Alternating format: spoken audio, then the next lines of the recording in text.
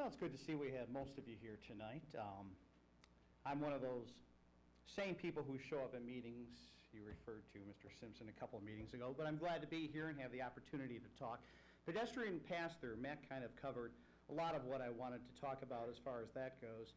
I do have a problem with the fact that this was brought up at the Committee of the Whole. It was put on the agenda there where no public comment is allowed, which I still think is a problem with the Committee of the Whole concept, is that you don't get input on those items from citizens, kind of like we do at these meetings here.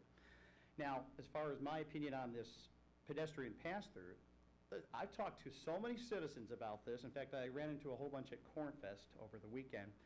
When I told them that we're planning on spending $321,000 on this project, the first thing that everybody said to me was, couldn't the city find something better to spend this money on? The citizens, do any of you talk to your constituents? I mean, we're talking the actual people in your wards.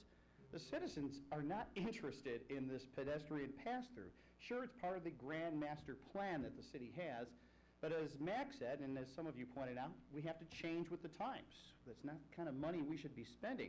And I too would like to commend Mr. Gallagher for pointing out the expenses in this project and finding some, we all need to look at the numbers a little harder, so I wish you'd all kind of do that.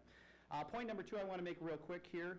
I'm glad to see that we have the fire truck back at station number 2. However, I would like Chief Harrison perhaps in communications later on to explain why he chose to leave the south side of town unprotected. Why he chose the south side over the north side. I'm just kind of curious how he came about that decision. Absences on the city council.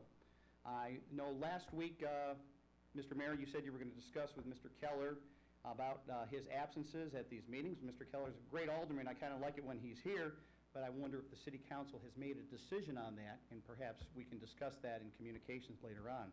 The waste disposal contract.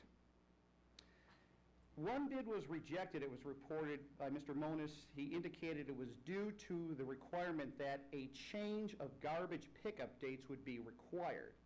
He didn't really expand upon this in the last council meeting. I want to know how much this bid would have possibly saved the taxpayers and why this particular bid was not considered if it only involved a change of garbage collection dates. If any of you can address that, you're welcome to. Final comment. The new energy efficient lighting that the city is experimenting with, Heritage and Fairview so far is marginal at best. The light, it's near where I live, the light seems to operate on a duty cycle where it's on 30% of the time, off 70% of the time. When it's on, it's nice and bright. When it's off, total darkness. So perhaps Public Works can answer that one. Thank you. Thank you, Mark. Kay.